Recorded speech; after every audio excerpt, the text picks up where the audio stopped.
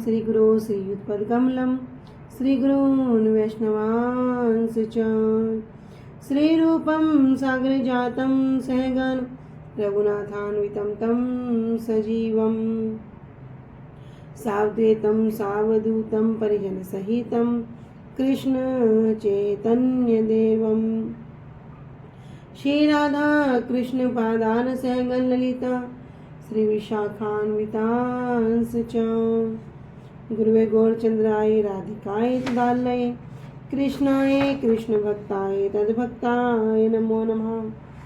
नमो विष्णुपादाय कृष्ण प्रेष्ठाय भूतले श्री श्रीमद् भक्ति वेदांत श्री श्रीधर गोस्वामी नामिने। नमो ओम गुरुदेवाय धीमते सौम्य मूर्तये श्री श्रीमद् भक्ति स्वरूप सिद्धांति प्रभवे श्री महात्मने। नमो गुरुदेवाय धीमते सौम्य मूर्तये श्री श्रीमद् भक्ति स्वरूप सिद्धांति प्रभवे श्री महात्मने। नमो ओम विष्णुपादाय श्री राधिकाय प्रियात्मने श्री श्रीमद् भक्ति वेदांत श्री नारायण गोस्वामी नामिने। श्री कृष्ण लीला कथने सुदक्षम औदार्य माधुर्य गुणस्य युक्तम वरम वरेण्यम पुरुषम महांतम नारायण तुम शीर्षा नमामि। वाञ्छा कल्पतरुभ्यश्च कृपा सिन्धुभ्यैव च पतितानां पावनेभ्यो वैष्णवेभ्यो नमो नमः। पंचतत्त्वात्मकं कृष्णं भक्तरूपं स्वरूपकं भक्तावतारं भक्ताख्यं नमामि भक्तशक्तिकम्। श्री कृष्ण चैतन्य प्रभु नित्यानंद श्री अद्वैत गदाधर श्रीवासादि गौर भक्त वृंद। हरे कृष्णा कृष्णा कृष्णा हरे हरे हरे राम राम राम हरे हरे। स्वप्रथम मेरे परम आराध्यतम गुरुदेव जय ओम विष्णुपाद अष्टोत्तर शत श्री श्रीमद् भक्ति वेदांत श्री श्रीधर गोस्वामी महाराज जी के श्री अभय चरण सरोज में अनंत कोटि दंडवत प्रणाम ज्ञापित करती हूँ। तदुपरांत मेरे परम गुरुदेव जय नित्य परविष्टोम विष्णुपाद अष्टोत्तर शत श्री श्रीमद् भक्ति श्री रूप सिद्धांति गोस्वामी महाराज जी एवं जय नित्य परविष्टोम विष्णुपाद अष्टोत्तर शत श्री श्रीमद् भक्ति वेदांत श्री नारायण गोस्वामी महाराज जी के श्री अभय चरण सरोज में श्रद्धा पुष्पांजलि अर्पण करते हुए उनसे अहेतु कृपा की वांछा करती हूँ। तदुपरांत ग्रंथकार श्री कृष्णदास कविराज गोस्वामी जी श्रीमन नित्यानंद प्रभु अखंड गुरु तत्व श्रीमन महाप्रभु एवं समस्त परिकरों के चरणों में दंडवत प्रणाम ज्ञापित करते हुए उनसे हेतु कृपा की वांछा करती हूँ। उपस्थित वैष्णव जन भक्तवृंद सभी को यथा योग्य दंडवत प्रणाम स्वीकार हो। सभी को हरे कृष्णा दंडवत प्रणाम।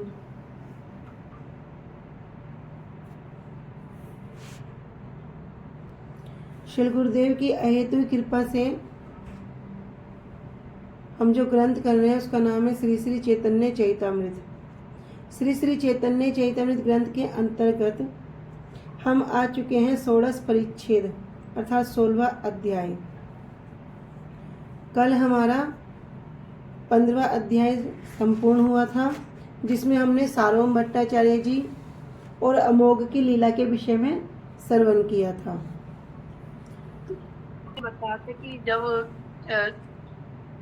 गोपीनाथ जी ने महाप्रभु को बताया कि जो सार्वभौम भट्टाचार्य थे उनकी पत्नी जो है उपवास कर रहे हैं और अमोद की दशा बताई कि वो है जैसे मरने वाला है, तो महाप्रभु जो है वो अमोद के पास जाते हैं और उसे कहते हैं कि तुम तो ब्राह्मण हो और ब्राह्मण का जो हृदय होता है वो तो निर्मल होता है, उसमें किसी प्रकार का तरह नहीं होता, किंतु तुमने ये जो अपना हृदय है और ये निर्मल हृदय में जो है भगवान वास करते हैं और तुमने अपना ये हृदय जो है अशुद्ध कर लिया है। किंतु जो सार्वभौम भट्टाचार्य जी हैं उनके संग के प्रभाव से संग का प्रभाव है आपके ऊपर, तो इसमें उन्होंने बताया कि जो ब्राह्मण है कि आप जो ब्राह्मण हो और ब्राह्मण की व्याख्या करते हुए बताया कि जो ब्राह्मण होते हैं उसमें श्लोक बताया, जन्मना जायते शूद्र संस्कार भवेत विप्र द्विज वेदे वेदे पाठात् पठात् इति वेदे पठात् भवेत विप्र ब्रह्म जानात इति ब्राह्मण। इसकी व्याख्या की कि वेदों को जब जो कि पूरे उसकी श्लोक ही करूं कि हाँ बोलो बोलो। जन्म से हर कोई शूद्र होता है और जब उसका संस्कार आदि होता है तो उसके बाद वो द्विज कहलाता है। यज्ञोपवीत ये जो यज्ञ वो जो होते हैं ना धारण करना, हाँ उसके बाद उसका दूसरा जन्म होता है। और जब वो शास्त्रों को पढ़ लेता है तो उसके बाद वेदों को पढ़ने के बाद वो विप्र कहलाता है। और ब्राह्मण वही है जो भगवान को जान जाता है। तो एक तो ब्राह्मण की व्याख्या बताई और भगवान की 3 प्रतीतियों के बारे में बताया। वदंती तत्र तत्व विदस्तत्व यज ज्ञानम अद्वयम ब्रह्मति परमात्मति भगवनति शब्दति, कि भगवान की ये 3 प्रतीतियां हैं और इसके विषय में बताया आपने। और बताया कि जो कि ब्राह्मण तो सबको ही हो सकते हैं, किंतु जो भगवान कृष्ण के भक्त जो वैष्णव है वो ही वास्तव में ब्राह्मण है। कि एक ब्राह्मण वैष्णव नहीं हो सकता और पर वैष्णव जो है वो ब्राह्मण है। और ठीक है दीपक, हरे कृष्णा। हरे कृष्ण। बहुत सुंदर, बहुत सुंदर। ये श्लोक हमने यहाँ पे सर्व है। इस श्लोक के माध्यम से पूरा क्लियर हो गया कि शास्त्र में वर्णन है जन्मना जायते शूद्र, कि वह जन्म से सभी शूद्र होते हैं। संस्कारात भवेद द्विज, जब उसका जनेऊ संस्कार होता है, दीक्षा संस्कार होता है, तब उसको दूसरा जन्म मिलता है। वेदे पाठात भवेद विप्रो, जब वो वेदों का अध्ययन करता है तो वो विप्र कहलाता है। और ब्रह्म जानात इति ब्राह्मणा, अर्थात जो ब्राह्मण है वो कौन है? जो भगवान को जानता है वही ब्राह्मण है। तो हमने अमोघ की लीला में बहुत कुछ श्रवण किया, जिसमें महाप्रभु कह रहे हैं कि जो ब्राह्मण का हृदय है, ब्राह्मण का हृदय में क्या करते हैं? भगवान स्वयं निवास करते हैं। लेकिन अमोघ का हृदय कैसा हो गया? कलमश से दूषित हो गया। किंतु महाप्रभु कह रहे हैं कि तुम्हारा जो ये सार्वभौम भट्टाचार्य जी का संग है, इनके प्रभाव से तुम्हारा सब कलमश दूर हो गया। अब तुम उठो और क्या करो? कृष्ण नाम बोलो, कृष्ण नाम का उच्चारण करो। और एक बात और इम्पोर्टेंट थी कि कृष्ण नाम कौन कर सकता है?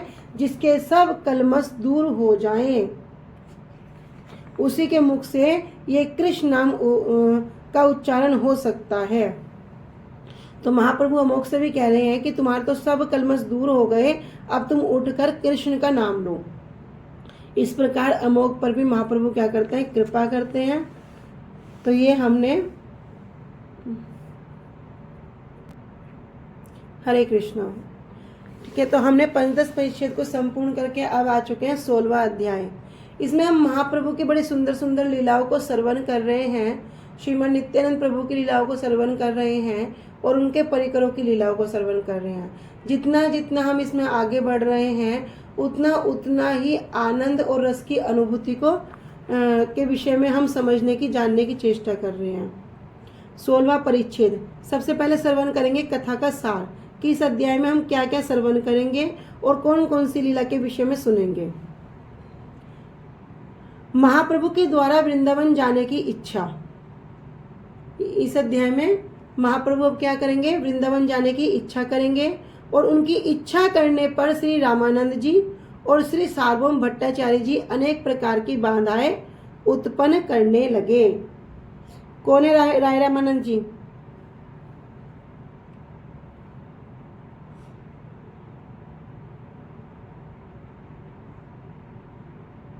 ललिता सखी दीदी नहीं, विशाखा सखी दीदी। हाँ, राय रामानंद जी, विशाखा सखी। सार्वभौम भट्टाचार्य जी कौन है? दीदी बृहस्पति जी की। बृहस्पति जी का। ठीक है, तो ये कह रहे हैं कि दोनों क्या करने लगे? कुछ बाधाएं उत्पन्न करने लगे। क्रम से गौड़ीय भक्त तीसरे वर्ष नीलाचल आए। अभी महाप्रभु के संग में जो गौड़ देश के भक्त हैं, बंगाल के जो भक्त हैं, तीसरे साल फिर से नीलाचल आए। नीलाचल अर्थात जगन्नाथपुरी। इस बार वैष्णवों की पत्नियां श्रीमन महाप्रभु को अपने वास स्थान पर निमंत्रण करने के लिए उनकी प्रिय बहुत सी खाद्य वस्तुओं को बंगाल से लाई थी।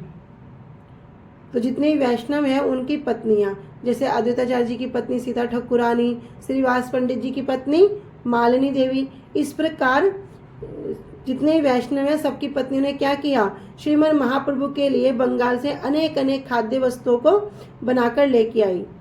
उन सबके श्री क्षेत्र में पहुंचने पर महाप्रभु ने मालाएं भेजकर उनका सम्मान किया।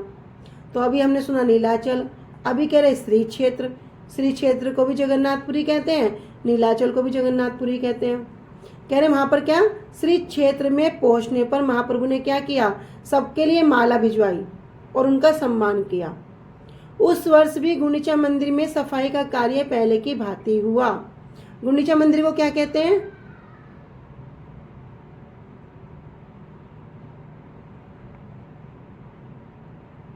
बोलो कोई। गुंडीचा, हाँ शालू दीदी बोलो। सुंदरांचल। हाँ सुंदरांचल, बहुत अच्छे।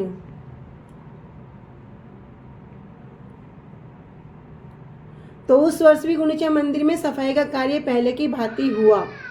चातुर्मास्य के संपूर्ण होने पर भक्तगण बंगाल जाने लगे। जब 4 मास बीत गए, चतुर्मास बीत गए, सावन, भादवा, असोज और कार्तिक, ये चतुर्मास हैं। कह रहे संपूर्ण होने पर सब भक्तगण बंगाल जाने लगे। महाप्रभु ने श्री नित्यानंद प्रभु को प्रत्येक वृक्ष नीलाचल आने से मना कर दिया। जो नित्यानंद प्रभु हैं, महाप्रभु ने उनको कहा कि आप प्रतिवर्ष नीलाचल नहीं आना। नीलाचल अर्थात जगन्नाथपुरी। कुलीन ग्राम वासियों के प्रश्न अनुसार उन्होंने पुनः वैष्णवों के लक्षण के विषय में बताया। तो पिछले अध्याय में भी हमने श्रवण किया था कि कौन वैष्णव है। अभी फिर से जो कुलीन ग्राम वासी हैं, जिन्होंने रथ यात्रा के समय क्या किया था, एक उनकी टोली, एक उनकी मंडली थी जो कुलीन ग्राम से आई थी। अब उन्होंने फिर से प्रश्न किया महाप्रभु से कि वैष्णव के लक्षण क्या है। इसको विस्तार से हम इस अध्याय में श्रवण करेंगे।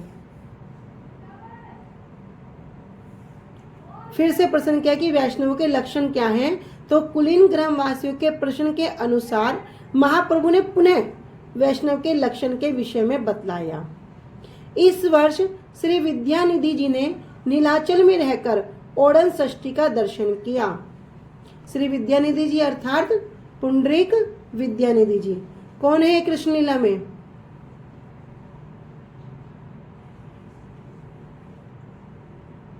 श्री पुंडरीक विद्यानिधि जी कौन है कृष्ण लीला में?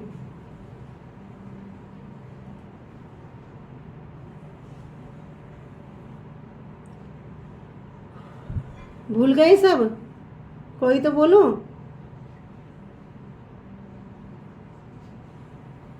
हरे कृष्ण दीदी। हाँ जी दीदी, वृषभानु जी है ना ये, हाँ। राधा रानी के पिताजी। हाँ, राधा रानी के पिता वृषभानु महाराज, बहुत सुंदर। तो पुंडरीक विद्यानिधि ने नीलाचल में ही रहकर, जगन्नाथपुरी में ही रहकर ओडन षष्ठी का दर्शन किया। अर्थात जब ठंड शुरू होती है तब जगन्नाथ जी को जो पहला गर्म कपड़ा पहनाया जाता है। भक्तों के विदा होने पर महाप्रभु ने वृंदावन जाने की दृढ़ता प्रकाशित की। सब भक्तों को विदा करके अब महाप्रभु कहाँ जाना चाह रहे हैं? वृंदावन जाना चाह रहे हैं। और विजयदशमी के दिन उन्होंने वहां से प्रस्थान किया। राजा प्रताप रुद्र ने महाप्रभु के जाने वाले मार्ग में अनेक प्रकार की व्यवस्था की। तो राजा प्रताप रुद्र के विषय में हम सब श्रवण कर चुके हैं। ये कौन है? ये उड़ीसा के राजा हैं जिनको गजपति की उपाधि मिलती है। और महाप्रभु ने क्या कहा था कि मैं राजा का दर्शन नहीं करूंगा। क्यों? क्योंकि सन्यासी के लिए राजा का दर्शन करना क्या है, धर्म के उचित नहीं है। किंतु सार्वभौम भट्टाचार्य जी जब महाप्रभु के पास जाकर प्रार्थना करते हैं कि राजा कौन है, राजा बड़ा भक्त है, ये राजा कोई साधारण नहीं है, ये राजा बड़ा भक्त है। लेकिन जब सार्वभौम भट्टाचार्य जी आके, सार्वभौम भट्टाचार्य जी होंगे इनके गुरु, तो गुरु के पास जाके प्रार्थना करी कि एक बार महाप्रभु के दर्शन करना चाहता हूँ। सार्वभौम भट्टाचार्य जी महाप्रभु के पास जाकर प्रार्थना करते हैं, किंतु महाप्रभु क्या कहते हैं कि अगर अब की बार आपने मेरे सामने इस प्रकार की वार्ता की, आपको नहीं पता कि राजा क्या हो गया, विषयी, और विषय का दर्शन करना सन्यासी के लिए निषेध है। यदि अब की बार आपने दोबारा ऐसा कहा तो मुझे इस स्थान पर नहीं पाएंगे। लेकिन इधर राय रामानंद जी जब वही प्रार्थना राय रामानंद जी के चरणों में की तो राय रामानंद जी जाकर फिर महाप्रभु से प्रार्थना करते हैं। तब महाप्रभु कहते हैं कि मैं राजा का दर्शन तो करूंगा नहीं, क्योंकि राजा का दर्शन क्या है, निषेध है, किंतु मैं उनके पुत्र से मिल लूंगा। शास्त्रों में क्या कहा गया है, आत्मा वही जायते पुत्र, पुत्र ही पिता की आत्मा के रूप में आता है। तो क्या होगा, जब मैं पुत्र से मिलूंगा तो पिता से मिलना हो जाएगा। तो ये राजा प्रताप रुद्र हैं, अनेक प्रकार के सुंदर लीलाएं हैं कि भक्तों के संग से क्या हुआ, राजा प्रताप रुद्र को महाप्रभु आलिंगन करते हैं और ये उद्यान में बगीचे में साक्षात रूप में महाप्रभु की चरण सेवा करते हैं। और किस गीत के माध्यम से, जब वो गोपी गीत को वहाँ पर गुणगान करते हैं, श्रवण करते हैं, तो महाप्रभु अति आनंदित हो जाते हैं और इनको आलिंगन कर लेते हैं। तो राजा प्रताप रुद्र जी के विषय में कहे, राजा प्रताप रुद्र महाप्रभु के जाने वाले मार्ग में अनेक प्रकार की व्यवस्था की। चित्रोत्पला नदी पार होने पर श्री रामानंद, मरदराज और हरिचंदन महाप्रभु को साथ लेकर चले। हरिचंदन किसको नाम स्मरण है, ये कोई लीला स्मरण है हरिचंदन जी की? कौन है हरिचंदन? करते करते करते करते बहुत दूर तक आ चुके हैं। 16वां अध्याय हमारा मध्य लीला का चल रहा है। तो ये जो नाम है ना, इनकी लीलाएं भी स्मरण होनी चाहिए। किसी को स्मरण है? जिनको थप्पड़ मारा था वो चांटा। हाँ किसने मारा था? जी वो सार्वभौम भट्टाचार्य नहीं नहीं दीदी, वो उनके कंधे पे हाथ रख के जगन्नाथ जी की रथ यात्रा देख रहे थे ना, महाप्रभु के दर्शन कर रहे थे। ठीक है, बहुत सुंदर। ये महाप्रभु के दर्शन कर रहे थे। तो फिर वो चांटा किसने मारा था? हटा भी वही याद कर रही हूँ मैं, थोड़ा मन में घूम रहा है। निशा बोलो। दीदी गोपीनाथ जी ने। ये भगवान भूल गए। नहीं श्रीवास पंडित जी ने। हाँ श्रीवास पंडित जी के आगे जब हरिचंदन क्या कर रहे हैं, राजा उनके कंधे पर हाथ रख के खड़ा है और महाप्रभु की लीलाएं देख रहे हैं, महाप्रभु का नृत्य देख रहे हैं। महाप्रभु कैसे प्रेमावेश में कभी भूमि पर गिर रहे हैं, कभी भाग रहे हैं, कभी दौड़ रहे हैं। नित्यानंद प्रभु क्या कर रहे हैं, उनके चारों ओर क्या करते हैं, हाथ अपने फैला के खड़े हैं, कहीं महाप्रभु गिर ना जाए, उनको चोट ना लग जाए। और इस प्रकार जब वे दर्शन कर रहे हैं, श्रीवास पंडित जी देख रहे हैं पीछे से, लेकिन श्रीवास पंडित जी देख ही नहीं पा रहे, उनको बार बार हटा रहे हैं। हरिचंदन को बोले थोड़ा साइड हो जाओ, थोड़ा साइड, लेकिन जब हरिचंदन नहीं है, श्रीवास पंडित आगे हैं, हरिचंदन उनको हटा रहे हैं, श्रीवास पंडित जी को। तो एक बार हुआ, दो बार हुआ, तीसरी बार जब हटाने की कोशिश करी, श्रीवास पंडित जी ने उनको चांटा लगा दिया। इतने में उनको तो पूरा क्रोध आ गया हरिचंदन को, और वापस में प्रतिक्रिया कुछ करने ही वाले थे, तभी राजा प्रताप रुद्र ने उनको रोक दिया। क्या कहते हैं, अहो तुम कितने भाग्यशाली हो कि ऐसे जो श्रीवास पंडित जी के द्वारा तुम्हारे उनके हस्त के द्वारा तुम्हारे गालों को स्पर्श किया गया, तुम्हारे पे तो बड़ी कृपा हो गई। तभी जो हरिचंदन में शांत हो जाते हैं और जो महाप्रभु की लीला वहाँ पर चल रही है उसको आराम से वहाँ पर दर्शन करते हैं। तो अभी हरिचंदन के विषय में हम श्रवण कर रहे हैं कि अरे और हरिचंदन महाप्रभु को साथ लेकर चले। महाप्रभु ने श्री गदाधर पंडित जी को नीलाचल लौट जाने का अनुरोध किया। कौन है गदाधर पंडित जी?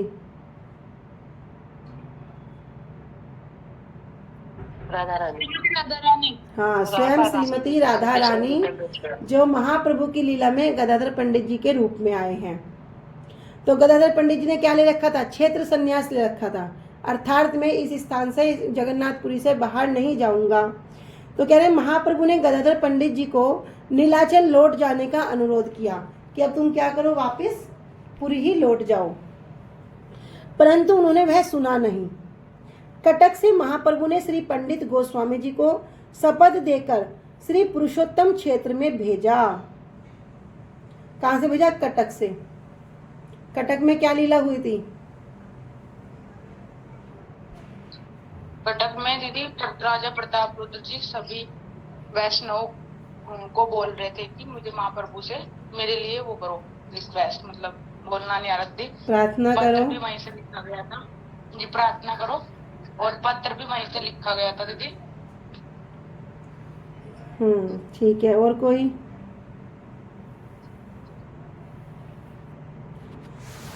ठीक है, कह रहे हैं कि कटक से महाप्रभु ने श्री पंडित गोस्वामी गदाधर पंडित जी को शपथ दे दी और क्या कहा कि वापस कहाँ चले जाओ, पुरुषोत्तम क्षेत्र उनको भेज दिया, और भद्रक से श्री रामानंद जी को विदाई दी। और थोड़ा आगे गए, वहाँ भद्रक स्थान है, एक जगह का नाम है, वहाँ से रामानंद राय जी को विदाई दे दी कि तुम भी क्या करो, वापस जाओ। उसके बाद उड़ीसा की सीमा पर पहुंचकर महाप्रभु ने नौका के द्वारा यवन अधिकारी, जो यवन अर्थात जो मुसलमान हैं, यवन अधिकारी की सहायता से कहाँ आ गए, पानीहाटी तक गए। पानीहाटी की लीला काफ़ी लोगों को स्मरण होगी। पानीहाटी की बड़ी सुंदर लीला है, जहाँ पर दही चिवड़ा महोत्सव की सबसे सुंदर लीला को हम श्रवण करते हैं। उसके बाद महाप्रभु श्री राघव पंडित के घर से कुमारहट होकर कुलिया ग्राम में आए। तो राघव पंडित जी कौन है? राघव पंडित जी महाप्रभु के एक भक्त हैं, परिकर हैं, जहाँ पर आज भी महाप्रभु नित्य विराजमान रहते हैं। महाप्रभु 4 स्थानों पर नित्य विराजमान रहते हैं। ठीक है, किसको स्मरण है?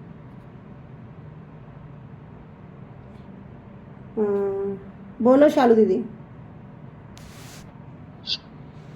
हरे कृष्णा दीदी जी। एक सची माता की रसोई, ठीक है, श्रीवास आंगन, ठीक है, राघव पंडित के घर पे, हाँ, और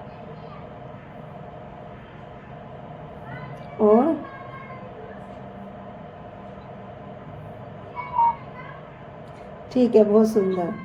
बोलो गरिमा।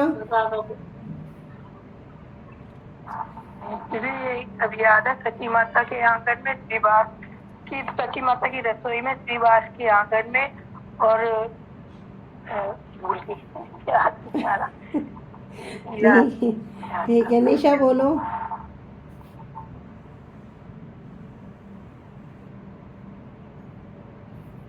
सची माता की रसोई में, और एक वो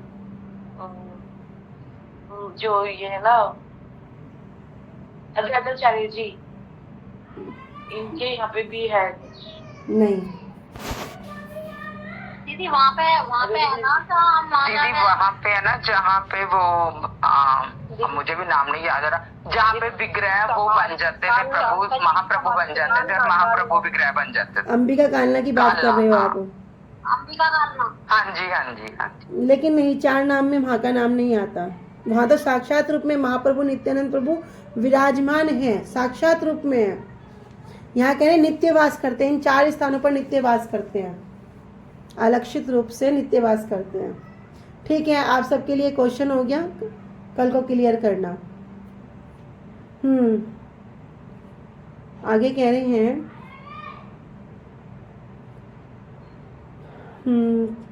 घर से कुमारहट होकर कुलिया ग्राम में आए।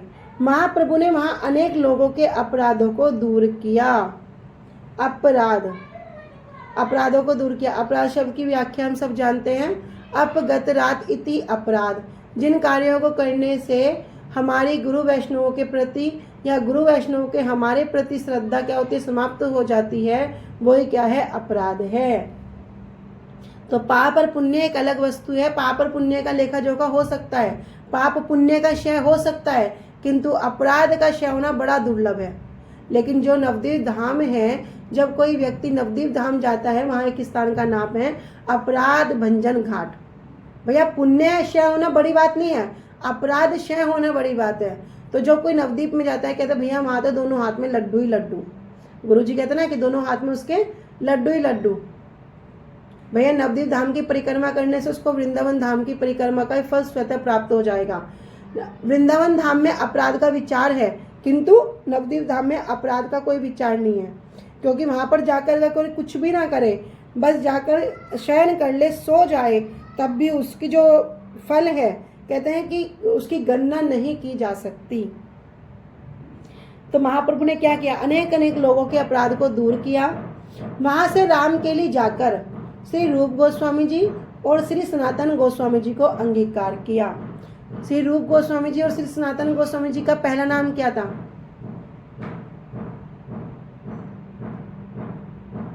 ये सार है जो हम पूरे अध्याय में श्रवण करेंगे, इसलिए इसको क्लियर कर लो, फिर अध्याय समझना इजी हो जाएगा।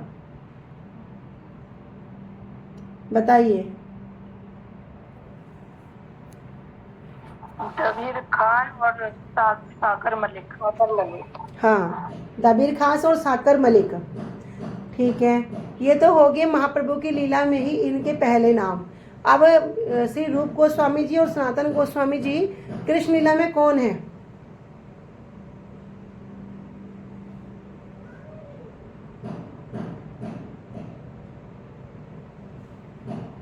बोलो, जिसको पता है बोलो।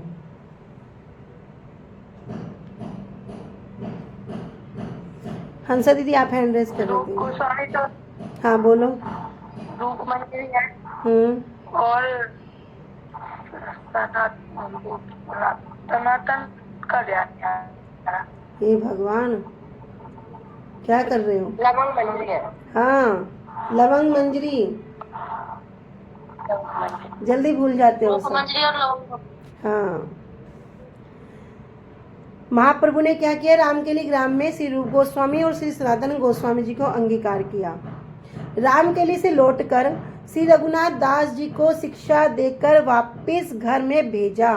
तो लीला हमने सबने कई बार सुनी है कि जब श्री रघुनाथ दास गोस्वामी जी सब कुछ छोड़कर महाप्रभु के शरणागत होने के लिए आते हैं, तो महाप्रभु क्या कहते हैं, अंतरे कृष्ण बहि लोकिर व्यवहार।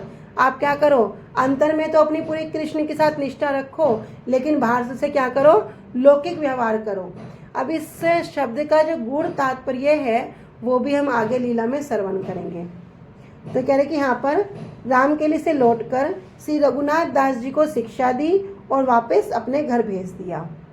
पुनः नीलाचल में आकर महाप्रभु अकेले वृंदावन जाने का परामर्श करने लगे। अब वापस महाप्रभु कहाँ गए, नीलाचल में आ गए, अर्थात जगन्नाथपुरी में आ गए, और अकेले ही क्या कर रहे हैं कि मैं अकेले ही वृंदावन जाऊंगा, इस प्रकार से परामर्श करने लगे। ये सब कुछ हम इस अध्याय के अंदर श्रवण करेंगे। देखो, आज इतना सब कुछ एक्सप्लेन करने का एक कारण और भी है। एक दीदी है हमारी, वो भी आज पहली बार ज्वाइन हुई हैं, तो ये नए नए नाम उनको थोड़ा लगेंगे अभी शुरू में, इसलिए थोड़ा सा क्लियर कर दिया।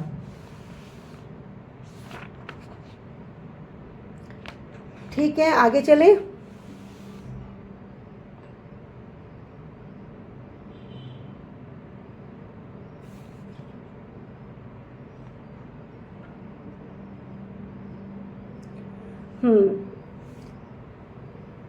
गौड़ ध्यानम गौर मेघा सिंचन स्वलोक लोकान अमृत ही भवादग्नि धन जनता विरुद्ध सम जीवियत। कह रहे हैं गौड़ उद्यान अर्थात गौड़ देश, जो बंगाल है, बंगाल देश को कह रहे हैं गौड़ देश, ऐसे नामक उद्यान पर गौर मेघा, गौर अर्थात महाप्रभु, महाप्रभु नामक कौन हो गए, मेघ, वे क्या कर रहे हैं, सिंचन स्वलोकान अमृतई, सिंचन कर रहे हैं, किसको, अपनी आलोकन दृष्टि के द्वारा, अपनी आलोकन दृष्टि के रूपी अमृत के द्वारा सिंचन, जल बरसाकर क्या कर रहे हैं, सबको सिंचन कर रहे हैं, सिंचित कर रहे हैं। तो सिंचित कौन किसको करेगा,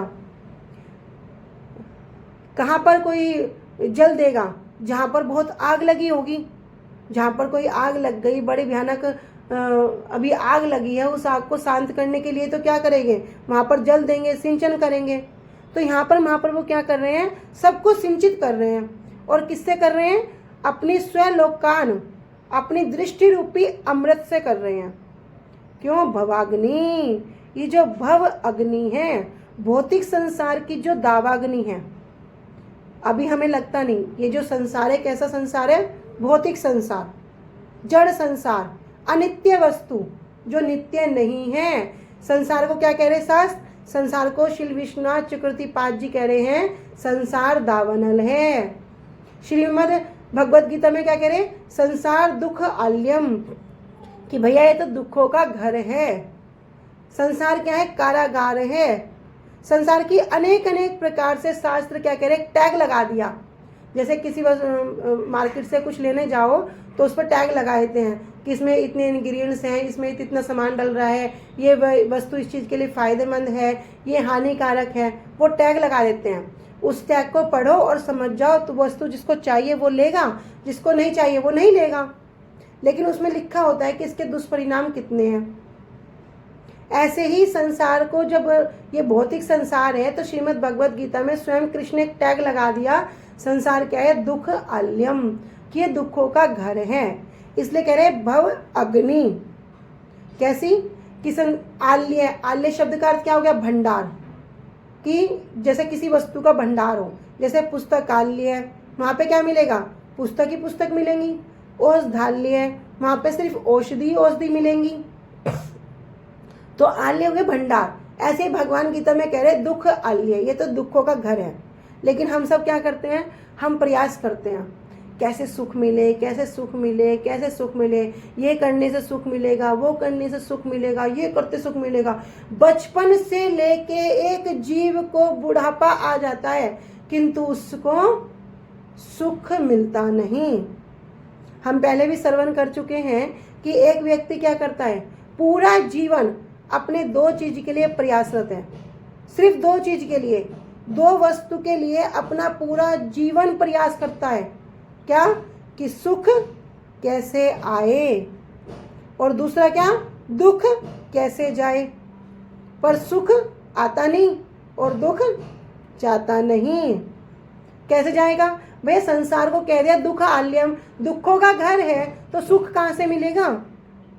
अब यहाँ कह रहे भव दावाग्नि। दावाग्नि अर्थात जिस प्रकार जंगल में आग लग जाती है। तो दावाग्नि कौन कह रहे? स्वयं श्री विश्वनाथ चक्रवर्ती पाद जी कह रहे संसार दावानल लीण लोका त्राणाय कारुण्य घना घनत्वं प्राप्तस्य कल्याण गुणानवस्य वंदे गुरो श्री चरणारविंदम। पहले ही श्लोक में कह दिया, पहली ही बात जो बता दी उसी में कह दिया। श्री विश्वनाथ चक्रवर्ती पाद जी कह रहे भैया संसार दावानल, स्टार्टिंग पॉइंट ये रख दिया कि जिस संसार में, इस भौतिक संसार में हम सुख ढूंढते हैं, यहाँ सुख नहीं है, यहाँ तो दावानल, यहाँ तो आग लगी हुई है। और उस आग की तुलना किससे कर रहे?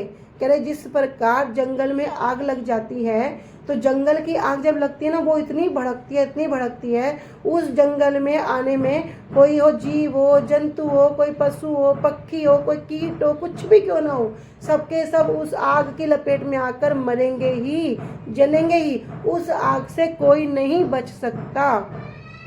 तो यहाँ पर जो घोर मेघा, महाप्रभु क्या कर रहे हैं? मेघ कर रहे हैं, मेघ वर्षण कर रहे हैं। क्यों कर रहे हैं? क्योंकि पता है संसार क्या है, इस संसार में आग लगी हुई है। तो ऐसी कौन सी आग है जो हमें समझ में नहीं आ रही? हमें तो देखने में प्रतीत क्या हो रहा है कि हम तो बड़े आनंद में हैं। अरे हम तो अच्छे से अपना कार्य करते हैं, सुबह उठते हैं, अपना स्नान दान करते हैं, रसोई बनाते हैं, दोपहर में प्रसाद ये तो भक्तों के लिए है। जो भी भक्त नहीं है वो क्या बोलेंगे? हमने लंच कर लिया, डिनर कर लिया, और अगर शाम हो गई तो चलो क्लब चलते हैं, पार्टी इंजॉय करते हैं और अपने समय को इधर उधर व्यतीत करेंगे। लगेगा बड़ा आनंद किया, आज तो हमने मूवी देख के आए, आज हमने ये किया। तो संसार में आग तो लगी हुई है, लेकिन उसकी अनुभूति कब होगी? वो कब रियलाइज होगा कि भैया तुम इस संसार में नहीं पड़े हो, तुम एक आग में फंसे पड़े हो। लेकिन अभी तो हमें अनुभूति नहीं होती। और आग भी कैसी भयानक वर्णन है कि जब वो आग इतनी तेज हो जाती है, इतनी प्रबल हो जाती है, तो अगर उस आग को बुझाने के लिए कोई 1-2 बाल्टी पानी डालेगा ना, तो वो पानी काम नहीं करेगा, वो पानी भी घी का काम करेगा, वो आग उल्टा भड़क के पड़ेगी। तो भैया ऐसी आग को बुझाने के लिए क्या करना पड़ेगा? कह रहे कारुण्य घना घनत्वम, कि बहुत घनघोर बारिश हो, घनघोर मूसलाधार बारिश हो, तभी क्या होगा, वो इस जीव वो जो ये आग है उस पर आग पर कंट्रोल पाया जा सकता है, नहीं तो कोई उपाय नहीं है। तो ये आग कौन सी लगी हुई है, तो भैया जो सबके लिए है, ये नहीं किसी के लिए है और किसी के लिए नहीं है। कोई बोले भैया धन तो किसी पे बहुत अधिक मात्रा पे है, किसी पे बहुत कम मात्रा पे है, किसी पे ऐसा है कि वो अपना जीवन का गुजारा अच्छे से कर रहा है, तो ये तो आग नहीं हुई। तो शास्त्र में वर्णन है 4 प्रकार के कलेश, जन्म, मृत्यु, जरा और व्याधि। जन्म अर्थात जो जन्म का दुख होता है, मृत्यु अर्थात जो मृत्यु के समय कष्ट होता है, व्याधियां जिससे कोई नहीं बच सकता, जरा अर्थात बुढ़ापा सबको आएगा ही आएगा, इनसे कोई जीव नहीं बच सकता, कोई भी जीव नहीं बच सकता। तो ये कष्ट हुआ नहीं हुआ सबके लिए, ये आग हुई नहीं हुई। फिर कह रहे 3 प्रकार के ताप हो गए, आध्यात्मिक, आदिदेविक और आदि भौतिक। ये 3 प्रकार के ताप से भी कोई नहीं बच सकता। तो ये क्या लगी हुई, आग लगी हुई है। तो भगवान क्या कर रहे हैं, महाप्रभु क्या कर रहे हैं, अब महाप्रभु जो अपने आप को जो गौर नामक मेघ हैं, जहाँ भी जा रहे हैं, जहाँ भी यात्रा कर रहे हैं, तो क्या करते हैं, सिंचन, सबको सिंचित कर रहे हैं। उस मेघ में सबको अपनी अमृत रूपी दृष्टि से सिंचन करते हैं। फिर हमने सुना भव अग्नि। भैया ये जो भव अग्नि, जो भव सागर है, इसमें क्या हो गया, भव अग्नि। तो सबके सब क्या हो रहे हैं, दग्ध हो रहे हैं, जल रहे हैं। विरुद्ध समजीव्येत, ऐसे जो जल रहे जीवों को क्या कर रहे हैं, वे पुनः जीवित कर रहे हैं। जैसे संसार में देखते हैं ना, अभी भक्त नहीं है, अभी भगवान को इतना जानते नहीं है, बस पता है हाँ मन में इच्छा हुई तो भगवान के सामने बैठ गए, आरती दिखाई, मन में अपनी कामनाओं को, वासनाओं को उनके आगे रख दिया और खड़े हो गए। तो क्या शांति मिली? नहीं मिलेगी, शांति नहीं मिलेगी। कैसे करना होगा? अपने आप को दृढ़ विश्वास के साथ भगवान को समर्पित करना होगा। मारी बो राखी बो जे इच्छा तो मार। फिर भगवान भी क्या करेंगे? भगवान गीता में प्रतिज्ञा कर रहे हैं ना, अन्याश्चिंत्यन्तो माम ये जना परिउपासते तेषां ये नित्य भुक्तानाम योगक्षेमं वाम्यम। भगवान कहते हैं जब कोई दृढ़ता से मेरे पे विश्वास करता है, जो अनन्य चित्त होकर मेरा भजन करता है, उसका योगक्षेमम मैं वहन करता हूँ। जो उसके घर पे नहीं होता उसे अपने सिर पे ढोके लाता हूँ, और जो होता है उसकी रक्षा करता हूँ। तो चैतन्य महाप्रभु रूपी बादल ने क्या किया? अपनी दृष्टि रूपी अमृत से गौड़ देश के उद्यान को सींच दिया और उन लोगों को जीवन प्रदान किया जो क्या कर रहे हैं? लता और वृक्षों की भांति भौतिक अस्तित्व की दावाग्नि में जल रहे थे। अभी क्या बनते हैं? मैं स्त्री हूँ, मैं पुरुष हूँ, मैं डॉक्टर हूँ, मैं इंजीनियर हूँ, इसी चीज में हम लगे हुए हैं। लेकिन वास्तव में शास्त्र क्या कहते हैं? भैया तुम कुछ नहीं हो, तुम क्या हो? मेरे दास हो। शास्त्र में क्लियर बोल दिया, जीवेर स्वरूप है कृष्ण नित्य दास। और एक दास का काम क्या है? भगवान की सेवा करना, अपने मालिक की सेवा करना। उसका और कोई दूसरा कार्य हो ही नहीं सकता। गौड़ देश रूपी उद्यान में गौर रूप मेघ ने, गौर अर्थात महाप्रभु साक्षात जो राधा कृष्ण हैं, वही कलयुग में महाप्रभु के रूप में एक होकर अवतरित हुए। किस रूप में? भक्त रूप में। मेघ ने अपनी दर्शन अमृत रूपी वर्षा के द्वारा भव अग्नि में दग्ध जनता रूपी लता को जीवित किया था।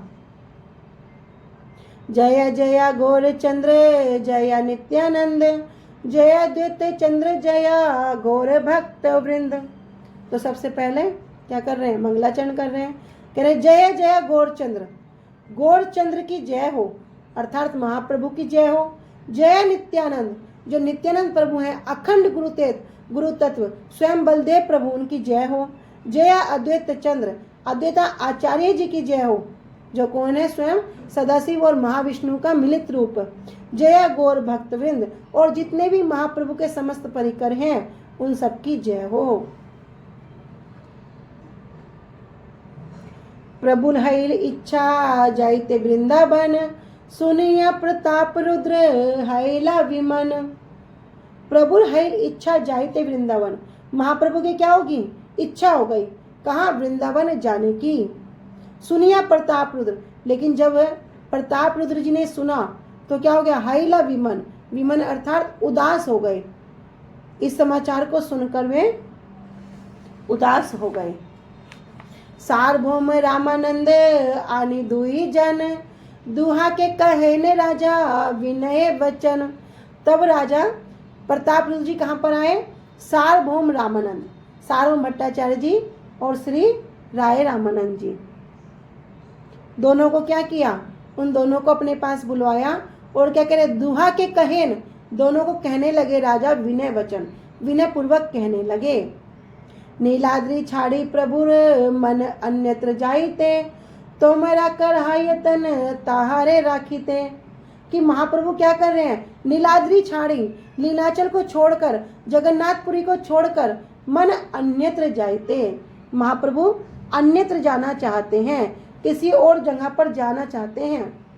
तो हमारे करहा यत्न, लेकिन अगर आप दोनों क्या करो, यत्न करो, और यत्न पूर्वक क्या करो, तहारे राखीते, उनको और कहीं ना जाने दें, अर्थात उनको यहीं रखें। ताहा बिना ए राज्य मोर नाही भाए, गोसाई राखीते करहा नाना उपाय। देखो राजा प्रताप रुद्र जी कैसी भक्ति, उनकी भक्ति के विषय में क्या कहें, करे एक पल भी महाप्रभु से जो विच्छेद है वो सह नहीं पा रहे। इतना सुनते ही राजा तो बड़े विकल हो गए, बड़े व्याकुल हो गए, और सार्वभौम भट्टाचार्य जी राय रामानंद जी से कह रहे हैं कि ताहा बिना ए राज्य मोर नहीं भाई, कि महाप्रभु के बिना ये जो राज्य है, ये राज्य मुझे नहीं भाता है। गोसाई राखीते करे नाना उपाय, आप क्या करो, अनेक अनेक प्रकार के उपाय करो और महाप्रभु को आप यहीं रखने का कोई भी उपाय कीजिए। राजा ने श्री सार्वभौम भट्टाचार्य जी और राय रामानंद जी से इन दोनों को अपने पास बुलाकर दीनता पूर्वक कहा कि महाप्रभु का मन नीलाचल को छोड़कर कहीं और जाने का है, आप दोनों कृपया कर उन्हें यहीं पर रखने का प्रयास कीजिए। महाप्रभु के बिना ये राज्य मुझे नहीं सुहाता, इसलिए श्री चैतन्य गोसाई का यहीं पर रखने का आप सब प्रकार से उपाय कीजिए। रामानंद सार्वभौम दुई जना स्थाने, तबे युक्ति करे प्रभु जाब वृंदावने। कहे रामानंद राय जी और सार्वभौम भट्टाचार्य जी दुई जने स्थाने, कह रहे इन दोनों व्यक्तियों के आगे क्या हुआ, तबे युक्ति करे, महाप्रभु क्या कर रहे हैं, इनसे युक्ति कर रहे हैं, सलाह कर रहे हैं, परामर्श कर रहे हैं, क्या करें, जाब वृंदावने, कि मैं वृंदावन जाऊंगा। इधर तो राजा प्रताप रुद्र जी को पहले ही उनको बोल दिया कि आप क्या करो, महाप्रभु के लिए अनेक अनेक उपाय करो जिससे वे यहीं रहे। इधर महाप्रभु अब सार्वभौम भट्टाचार्य रामानंद राय से कह रहे हैं कि मैं क्या करूंगा, मैं वृंदावन जाऊंगा। दुहे कहे रथ यात्रा कर दर्शन, कार्तिक आइले तबे करिहा गमन। तब सार्वभौम भट्टाचार्य जी और राय रामानंद जी ने क्या किया, महाप्रभु के सामने एक विचार रख दिया कि दुहे कहे रथ यात्रा कर दर्शन, कि महाप्रभु अभी तो आप मत जाइए, अभी रथ यात्रा का समय है, तो आप रथ यात्रा का दर्शन करके कार्तिक आइले तबे करिया गमन, जब कार्तिक लग जाएगा अर्थात चतुर्मास व्यतीत हो जाएगा, तब आप क्या करना, तबे करिया गमन, आप वृंदावन चले जाना। कार्तिक आइले कहे एबे महासीत, डोल यात्रा देखी जाओ ए भाल रीत। लेकिन अभी क्या कह रहे हैं, कह रहे कार्तिक आइले, इधर कार्तिक मास भी आ गया, महाप्रभु की रथ यात्रा के दर्शन हो चुके हैं और कार्तिक मास भी आ गया। कह रहे कार्तिक आइले, कार्तिक मास आ गया, कहे एबे महासीत, तो सार्वभौम भट्टाचार्य जी और श्री राय रामानंद जी दोनों के दोनों महाप्रभु से क्या कह रहे हैं कि एबे महासीत, अभी बड़ा ठंडी का समय है, अभी अत्यंत शीत है, आप क्या करें, डोल यात्रा देखी जाओ यही भाल रीत, कि आप डोल यात्रा कौन सी यात्रा होती है बताओ,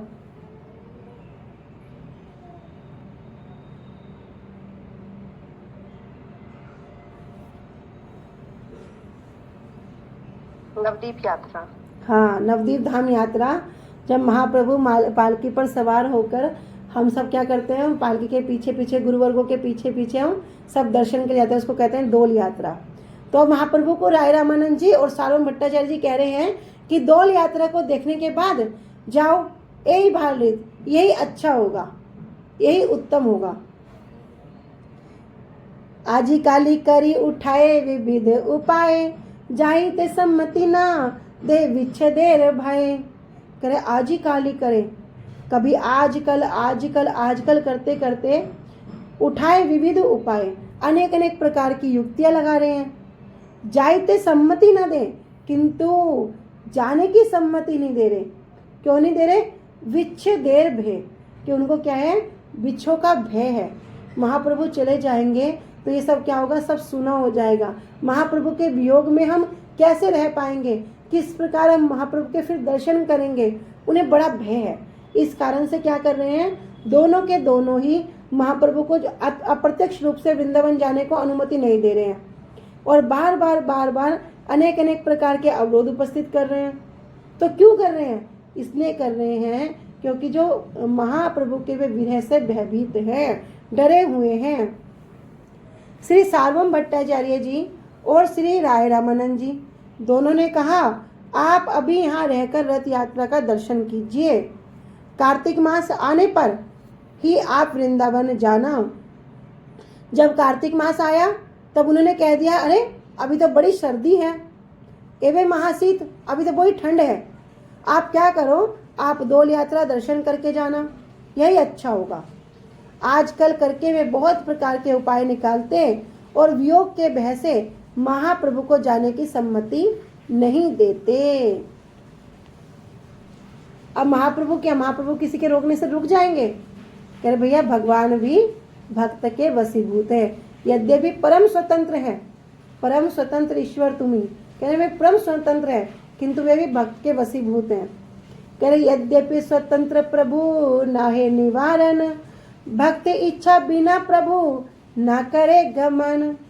यद्यपि स्वतंत्र प्रभु, यद्यपि महाप्रभु तो स्वतंत्र हैं, ना ही निवारण, उनको कोई नहीं रोक सकता।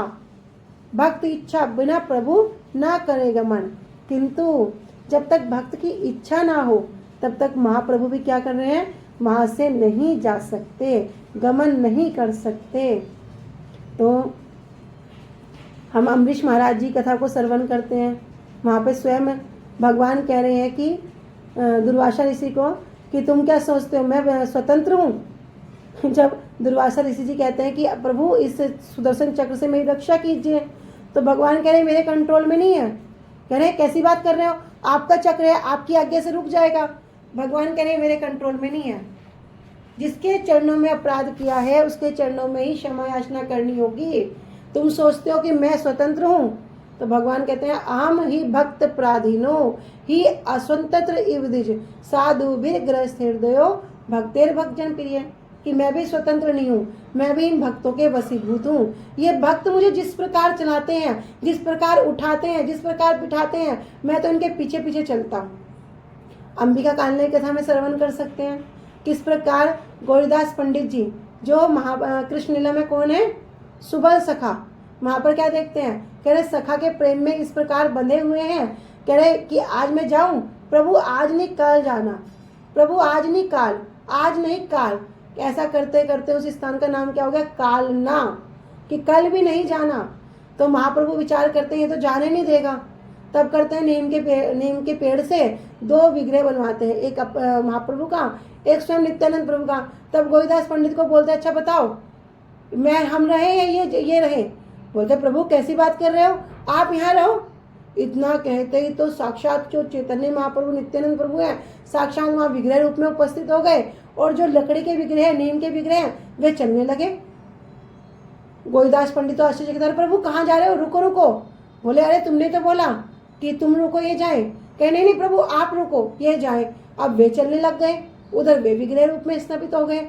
ऐसा करते करते करते करते जो साक्षात रूप में चैतन्य महाप्रभु और नित्यानंद प्रभु थे आज भी वहाँ पर विराजमान होते हैं। इसलिए पूरे वर्ल्ड में भगवान कृष्ण के 2 जगह झांकी दर्शन होते हैं। एक होते वृंदावन में बांके बिहारी के, और दूसरे होते हैं अंबिका कालना में महाप्रभु और नित्यानंद प्रभु के। जिस प्रकार बाके बिहारी अपने भक्तों के वशीभूत होकर भाग जाते हैं, इसी प्रकार महाप्रभु भी अपने भक्तों के वशीभूत होकर भाग जाते हैं, इसलिए वहां पर भी झलक दर्शन होते हैं। तो यहाँ पर कहे यद्यपि स्वतंत्र प्रभु नाहि निवारण, भक्त इच्छा बिना प्रभु ना करे गमन। यद्यपि महाप्रभु तो स्वतंत्र हैं, लेकिन भक्त इच्छा बिना, भक्त की इच्छा के बिना वे कभी भी गमन नहीं करते, आगे नहीं जाते। ठीक है, आज हम यहीं तक रखते हैं, आगे कल श्रवण करेंगे। वांछा कल्पतरुभ्यश्च कृपा सिन्धुभ्येव च पतितानां पावनेभ्यो वैष्णवेभ्यो नमो नमः। श्री गुरुदेव की जय। अनंत कोटि वैष्णव वृंद की जय। निताई गौर प्रेमानंदे। हरि हरि बोल। हरि हरि बोल। हरि हरि बोल। हरे कृष्णा। सभी को दंडवत प्रणाम। हरे कृष्ण। हरे कृष्णा। सभी को दंडवत प्रणाम।